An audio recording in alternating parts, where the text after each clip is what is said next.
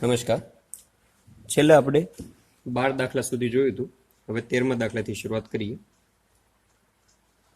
એ equal two આપેલું છે 3 1 -1 2. તો સાબિત કરવાનું છે a square -5a + 7i equal to o. આ શૂન્ય શ્રેણિક છે, 0 નથી. હવે a સ્ક્વેર એટલે ઘણા શું કરશે, વિચારશે દરેક ઘટકનો વર્ગ કરી નાખો. વર્ગ કરો એ વાત ખોટી છે, એ સાચી પદ્ધતિ નથી. એ વર્ગ કઈ રીતે મેળવવાના? a ઇન્ટુ a એટલે એ વર્ગ થાય. a ઇન્ટુ a એટલે એ પહેલા મૂકો, 3 1 -1 2. ફરી વખત એ મૂકો, 3 1 -1 2. આ રીતે એ વર્ગ મેળવવાનો. કદાચ એ ઘન કીધા હોય, માનો કે એ ઘન તમને મેળવવાના કીધા હોય, તો કઈ રીતે મેળવવાના? a ઇન્ટુ a ઇન્ટુ એટલે પહેલા એ સ્ક્વેર મળી જાય છે, પછી એ સ્ક્વેરનો પાછો એ સાથે ગુણાકાર, એવી રીતે આપણને એ ઘન મળે. તો આનો તમે ક્રોસ ગુણાકાર કરશો, બરોબર, મલ્ટીપ્લાય શ્રેણિકનો ગુણાકાર કરો તો કેટલા આવશે? a ઇન્ટુ a 8 અહીંયા આવશે, અહીંયા 5 આવશે, -5 અને 3. આ ઓલરેડી આપણે ગુણાકારની વાત આવી ગયેલી છે. ડાબા બરાબર લઈએ. શું છે ડાબા બરાબર? જે સાબિત કરવાનું છે એમાં ડાબી બાજુનો ભાગ a વર્ગ -5a + 7i equal to a વર્ગ. a વર્ગ કેટલા મળ્યા આપણને? 8 5 -5 3 -5. એ કેટલા છે? 3 1 -1 2 પ્લસ i 1 0 0 1. બધાનું સાદરૂપ આપશું તો શું મળશે? 8 અને અહીંયા ગુણાકાર કરો, 5 3 15. 8 માંથી 15 જાય તો -7 + 7 એટલે 0 0 0 0. તો આને શું કહી શકો? શૂન્ય શ્રેણી. બરાબર શું આવે? જવાબ. ઓકે. હવે શું કરવાનું છે? આપણે એ ઇન્વર્સ મેળવવાનું કીધું એની અંદર. જો રકમની અંદર એ ઇન્વર્સ ફાઇન્ડ આઉટ કરવાનો છે. તો એના માટે જે આપણે રકમ આ જે આપેલી છે,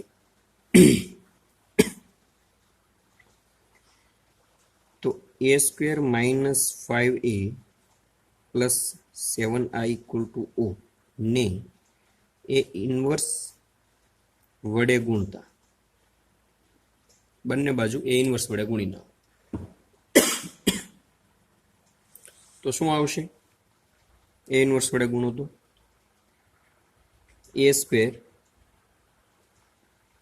a inverse into a square -5 a inverse a + 7 a inverse i equal to a inverse 0.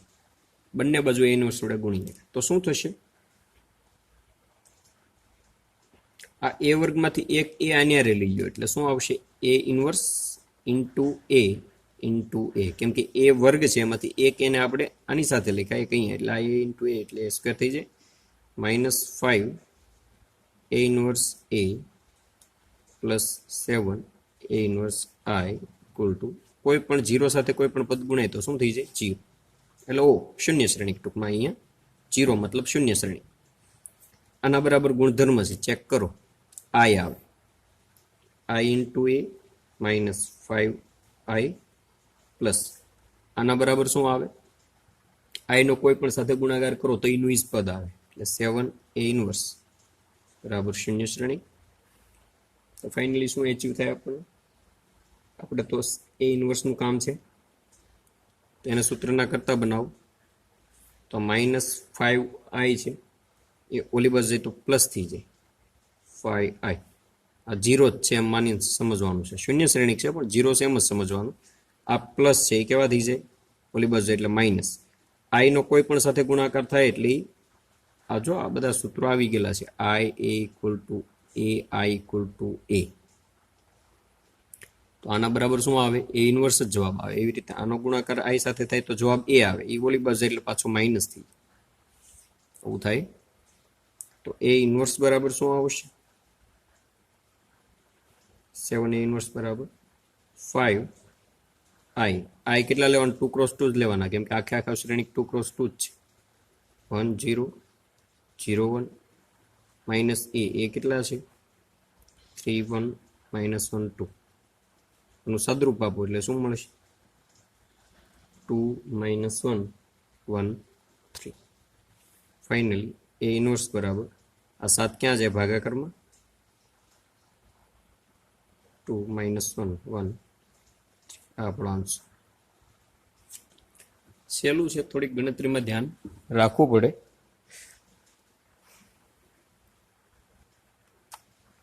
હવે આપણને એ અને બી મેળવવાના કીધા છે. અને પછીનો જે 14મો દાખલો છે એની અંદર એ બરાબર શું આપેલા છે? 3 2 1 1.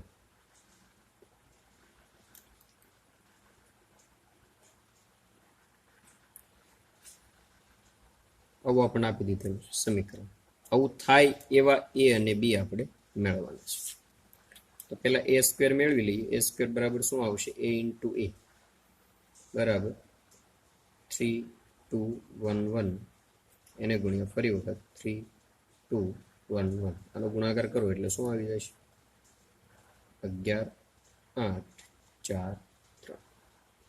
આ તમારે ગુણાકાર કરવાનો છે તો જ તમને સમજાશે કઈ રીતે. એ સ્ક્વેર મળી ગયા.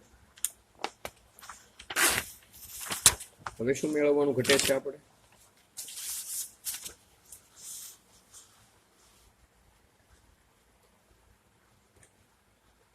એ સ્ક્વેર ઓલું જે સમીકરણ આપ્યું એનો ઉપયોગ કરી નાખીએ.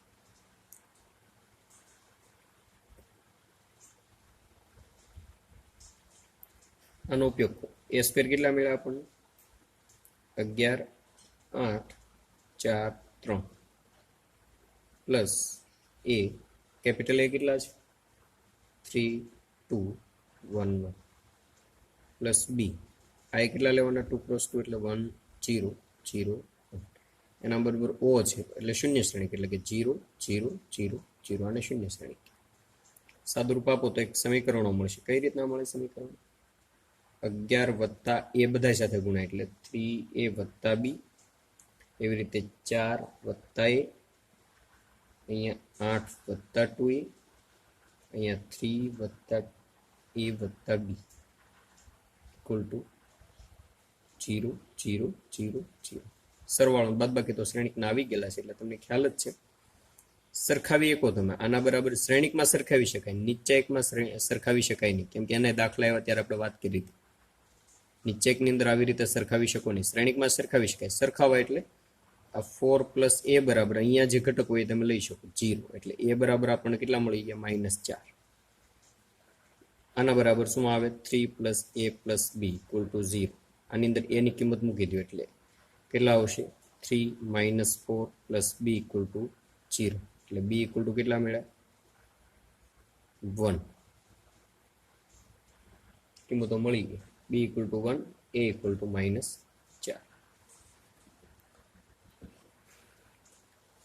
ઓકે. ત્યારબાદ 15મો દાખલો છે. 3 ક્રોસ 3 માટે છે. એ ઇક્વલ ટુ આપેલા છે. શું આપ્યા છે? 1 1 1 1 2 -3 2 -1 3. તો પ્રૂફ શું કરવાનું છે? a ઘન -6a square plus 5a plus 11i equal to 0. અને એના ઉપરથી ફરી વખત એ ઇન્વર્સ પણ આપણે મેળવવાનું છે. ઓકે. આવોનો દાખલો 16મો છે. 16મો દાખલો તમારો હોમવર્કમાં રહેશે. બરોબર? 16મો દાખલો હોમવર્ક. સૌપ્રથમ તો a ઇન્ટુ a એટલે a સ્ક્વેર મેળવવાના છે. a અને એનો ગુણાકાર એટલે કે 1 1 1 1 2 -3 2 -1 3. ફરી વખત પાછા એ ગુણાકારમાં એટલે કે 1 1 1 1 2 -3 2 -1 3. અહીંયા જરૂર પડશે તો ગુણાકાર કરશો એટલે ગુણાકાર કેટલો આવે? a સ્ક્વેર ઇન્ટુ a એટલે 4 1 ગુણાકાર ઓલરેડી શ્રેણિકમાં આવી ગયેલો છે, તમે જાતે ગણજો. -14 7 - 3 14. હવે શું મેળવવાનું છે? એ ઘનની જરૂર પડશે. એ ઘન કઈ રીતે મળે? એ ઘન બરાબર a square into A square શું મેળવે આપણને? ઉપર મેળવા ને 4 2 1 -3 8 -40 7 -3 40 ઇન્ટુ એ એટલે શું આવે? 1 1 1 1 2 -3 2 -1 3. આનો ગુણાકાર કરો એટલે કેટલા? જો ગુણાકાર કરો ત્યારે ખાસ ધ્યાન રાખવાનું. તો ઓલરેડી આપણે શ્રેણિક ચેપ્ટર હાલતું ત્યારે પણ વાત કરી હતી. ચોકસાઈથી ગુણાકાર કરશો તો જ ભૂલ નહીં આવે. ખાલી પ્લસ માઇનસની ફેર પડી જશે તો પણ આખો દાખલાનો જવાબ ખોટો આવશે. એ ઘન કેટલા મળે? ગુણાકાર કરશો અને સાદરૂપ આપશો એટલે 8 7 1 -23 27 -69 32 -13 58. એ ઘન મળી ગયા. હવે આપણે ડાબા બરાબર કિંમત મૂકી દઈએ. ડાબા બરાબર એ ઘનની કિંમત મૂકો. એ ઘન કેટલા મળ્યા? 8 7 1 -23 27 -69 32 -13 અને 58. 6 ઇન્ટુ એ સ્ક્વેર. એ સ્ક્વેર કેટલા છે? 4 2 1 -3 8 -14 7 -3 14 પ્લસ 5a. એ કેટલા આપેલા છે? 1 1 1 1 2 -3 2 -1 3. પછી પાછા પ્લસ 11i આપેલા છે. 11i એટલે શું થાય? 11 0 0 0 11 0. આ તમે સમજી શકો એકમ શ્રેણિક છે. 11 વડે ગુણ્યા આ બધાનું સાદરૂપ આપશો એટલે છેલ્લે જવાબ શું આવશે? 0 0 0 0 0 0 0 0 0 ઇક્વલ ટુ O બરાબર જવાબ સાબિત. હવે એના ઉપરથી એ ઇન્વર્સ મેળવવા. એ ઇન્વર્સ મેળવવા માટે શું કરવાનું? એ ઘન -6a square plus 5a plus 11i equal to O ની મતલબ શૂન્ય શ્રેણિકની ફરજિયાત એ ઇન્વર્સ વડે ગુણતા. અગાઉ આપણે આ રીતે લીધું હતું. અહીંયા પણ એ જ રીતે કામ લેવાનું. એના વડે ગુણી નાખો એટલે શું આવશે? આ એ ઘન છે એમાંથી હું વર્ગ લઈ લઉં. A into A inverse -6a square છે એમાંથી એ લઈ લો એટલે A into A inverse plus 5a into A inverse plus 11 i into A inverse બરાબર 0. 0 સાથે એ ઇન્વર્સ ગુણાય એટલે 0 જ મૂકી દઉં ડાયરેક્ટ. આ સમજાય છે? એ ઘનમાંથી એ વર્ગ બહાર લઈ લીધા, એક એ વધેને અહીંયા ઉપયોગ કરી નાખ્યો. એ વર્ગમાંથી એક એને બહાર લઈ લીધા, એક એને આની સાથે જોડી દીધા, કેમ કે એ ઇન્વર્સ વડે આપણે ગુણ્યા છે. ઓલરેડી આગળ પ્રક્રિયા કરી એટલે તમને આઈડિયા આવી ગયો હશે.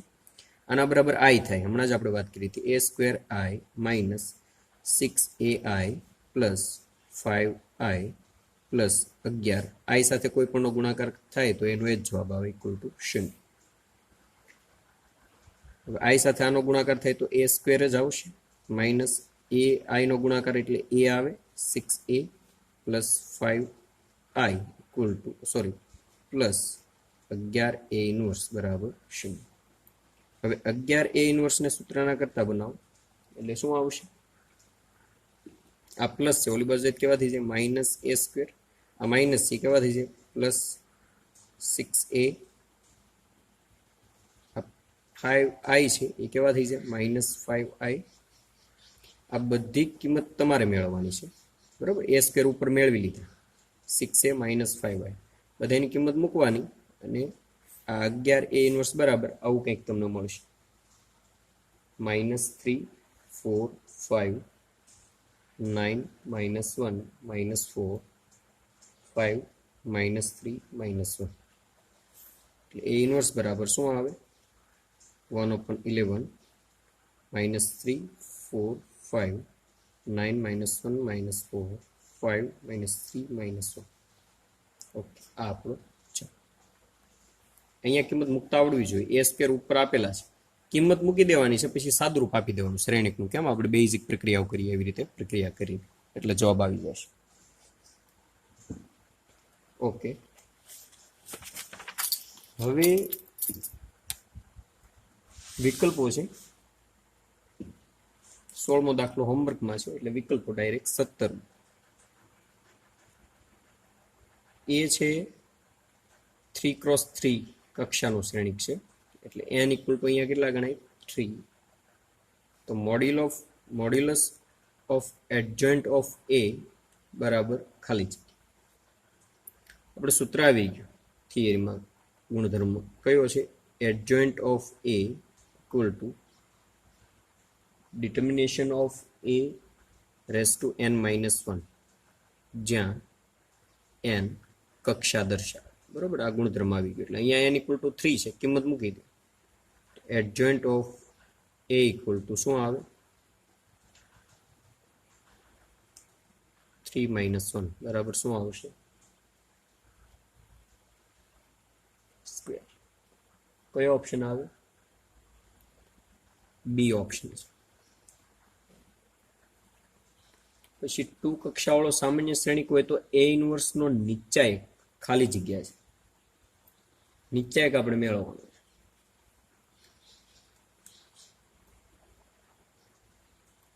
ટુ કક્ષાવાળો સામાન્ય શ્રેણિક હોય તો એ ઇન્વર્સ નો નીચા એક શું હોય? 18મો વિકલ્પ છે.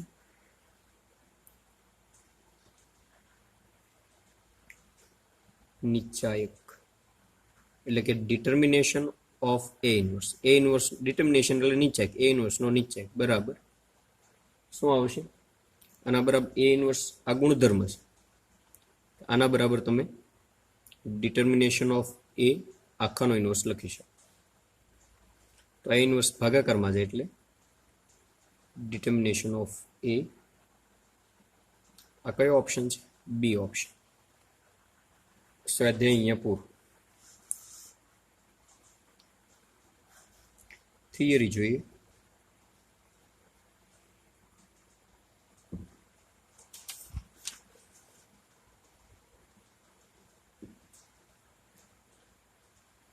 સમીકરણોની સંહતિનો ઉકેલ.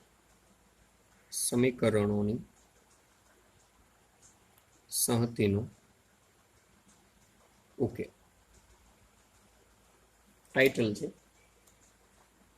બે પ્રકારની સંહતિ, સુસંગત સંહતિ અને અસંગત સંહતિ. સુસંગત સંહતિ કોને કહેવાય? કે જેને એક અથવા એકથી વધુ ઉકેલ હોય તો એને સુસંગત સંહતિ કહેવાય. અસંગત સંહતિ કોને કહેવાય?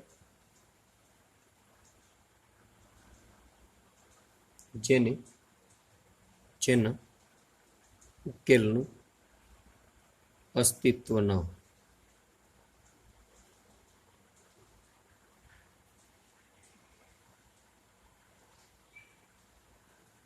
તો અસ્તિત્વ છે કે નહીં ખબર કેમ પડે? ખ્યાલ છે? આની શરત શું થાય? Determination of A not equal to 0 હોય તો એને સુસંગત સંહતિ કહેવાય, અને determination of A equal to 0 હોય તો એને અસંગત સંહતિ કહેવાય. કેમ કે નોટ ઇક્વલ ટુ 0 હોય તો વ્યસ્ત શ્રેણિક મળે, અને વ્યસ્ત શ્રેણિક મળે તો ઉકેલ મળે. તો આ એની શરત થઈ ગઈ. સુસંગત સંહતિ માટે determination of A does not equal to 0 અને ઇક્વલ ટુ 0 હોય તો એ અસંગત સંહતિ. ઓકે, હવે આપણે સમીકરણ જોઈએ. આપણે ધારો કે સંહતિ નીચે મુજબ છે,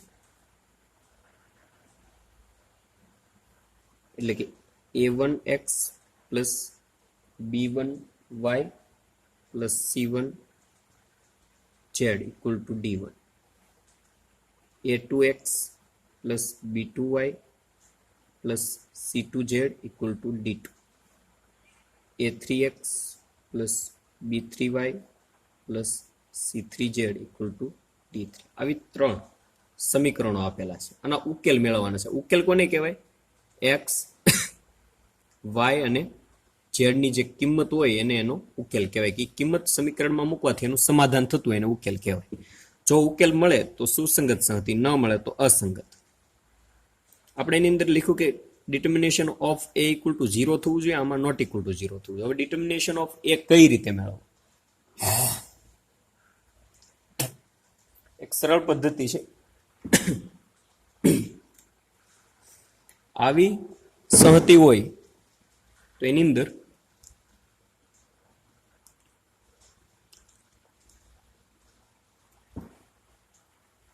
આવી સંહતિનો ઉકેલ માટે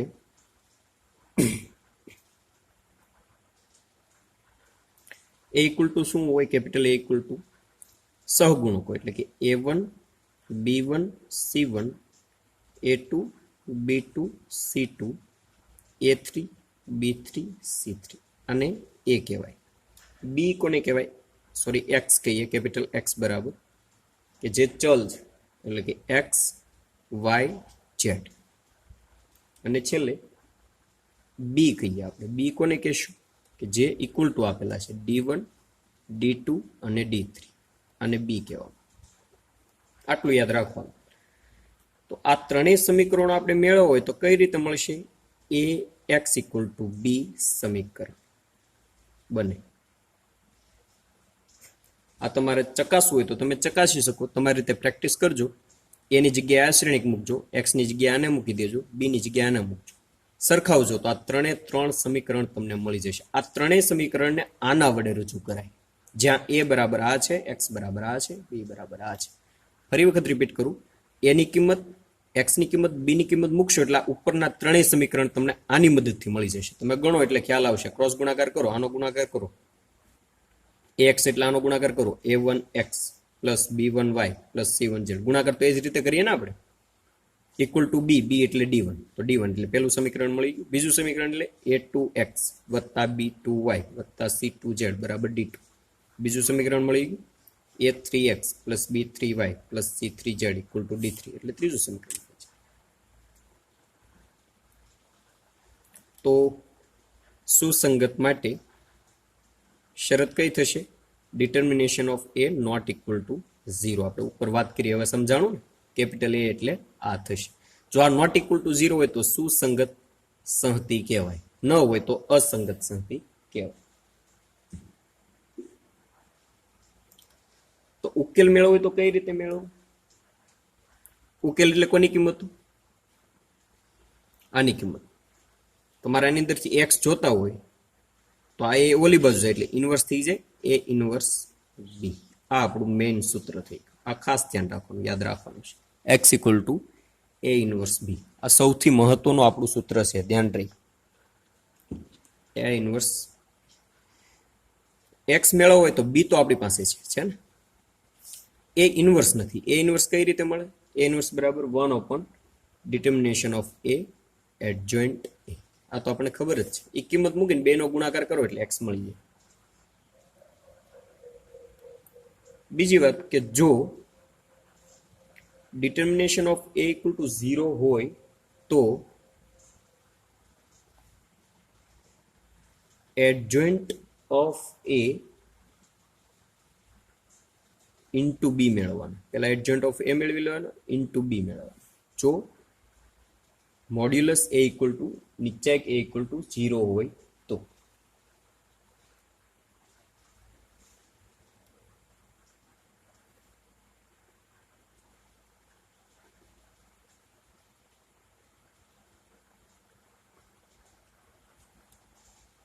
તો પેલું કામ શું કરવાનું?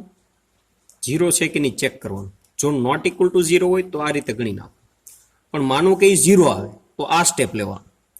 આ 2 નો ગુણાકાર શું આવે? જો આ 2 નો ગુણાકાર નોટ ઇક્વલ ટુ 0 આવે તો ઉકેલનું અસ્તિત્વ નથી, એવું લખી નાખવાનું. અસ્તિત્વ નથી. અને આનો ગુણાકાર એડજન્ટ ઓફ એ તો મેળવેલા જ હોય, એડજન્ટ ઓફ એ તો એ ઉપર મળી જાય ને એડજન્ટ ઓફ એ. એડજન્ટ ઓફ એ આપણને એ ઉપરથી મળી જાય. તો એડજન્ટ ઓફ એ ઇન્ટુ બી, જો આનું મૂલ્ય 0 મળે તો તેને અનંત સંખ્યાના ઉકેલ છે, અનંત ઉકેલ છે અથવા ઉકેલ નથી. આ બે ઓપ્શન હોય. ફરી વખત આખું વાત રિપીટ કરું કે આ 3 સમીકરણો એને આ રીતે તમે રજૂ કરી શકો. એ, એક્સ અને 2 છૂટા પાડી શકો. આ સમીકરણ વડે ઉપરના 3 સમીકરણને આ રીતે રજૂ કરી શકાય. એમાં ઉકેલ એટલે એક્સ વાય ઝેડની કિંમતો આપણે અહીંયા વાત કરીએ એમ એક્સ વાય ઝેડ આપણને મળવા જોઈએ. તો એક્સની કિંમત મેળવી હોય કેપિટલ એક્સ એટલે કે આ શ્રેણિકની, તો આ એ આ બાજુ જાય એટલે એ ઇન્વર્સ બી. એ ઇન્વર્સ આપણને આ સૂત્રની મદદથી મળે.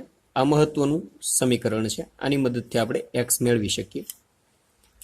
માની લો કે determination of A equal to 0 હોય. જો નોટ ઇક્વલ ટુ હોય તો તમે ડાયરેક્ટ કિંમત મૂકીને મેળવી શકો, તો કોઈ પ્રોબ્લેમ નથી. પણ જો ઇક્વલ ટુ 0 આવે તો આગળ હાલવાનું, એડજન્ટ ઓફ એ ઇન્ટુ બી કરવાના. જો એ નોટ ઇક્વલ ટુ 0 આવે તો ઉકેલનું અસ્તિત્વ નથી, દાખલો ત્યાં પૂરું. અને જો ઇક્વલ ટુ 0 આવે તો અનંત ઉકેલ છે અથવા તો ઉકેલ નથી, બેમાંથી એક ઓપ્શન આવે. જો અનંત ઉકેલ હોય તો સુસંગત, અને ઉકેલ ન હોય તો સુસંગત નથી. બરોબર, આ ઓપ્શન મળે. ઓકે,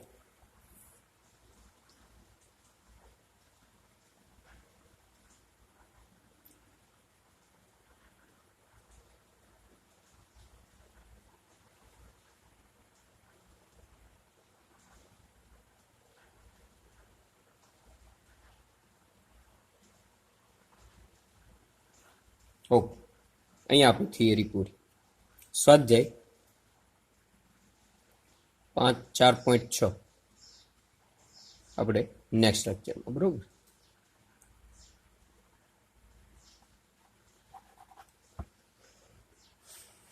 તો થિયરી વ્યવસ્થિત સમજો. પાછું એક વાત ધ્યાન રાખવાની, આપણે જો કે વારે કહેતા હોય કે જેટલા ચલ હોય એટલા સમીકરણો છે. અહીંયા ચલ કેટલા છે? X Y Z. 3 ચલ છે તો 3 સમીકરણ છે, તો જ એનો ઉકેલ મળે. એ તો ઓલરેડી આપણે વાત કરેલી છે, તમને ખ્યાલ જ હશે. આ થિયરી ફરી વખત વ્યવસ્થિત સમજો. મેં શું કીધું છે ઊંડાણપૂર્વક, ટૂંકું છે પણ ઘણી બધી વાત આમાં આપણે કીધી છે. બરોબર, ઇક્વલ ટુ 0 ન હોય તો શું છે, હોય તો શું છે, ન હોય તો કઈ રીતે જવાબ મેળવવો, હોય તો કઈ રીતે સ્ટેપ આગળ લેવા, નોટ ઇક્વલ ટુ તો ફરી વખત એક બીજી કન્ડિશન આવે, ઈ નોટ ઇક્વલ ટુ 0 હોય તો અસ્તિત્વ નથી, ઇક્વલ ટુ હોય તો શું છે એ ખબર હોવી જોઈએ. બરોબર, અને દાખલા આપણે હવે આગળના લેક્ચરમાં જોશું. અહીંયા આપણે આપણો ક્લાસ પૂરો કરીએ.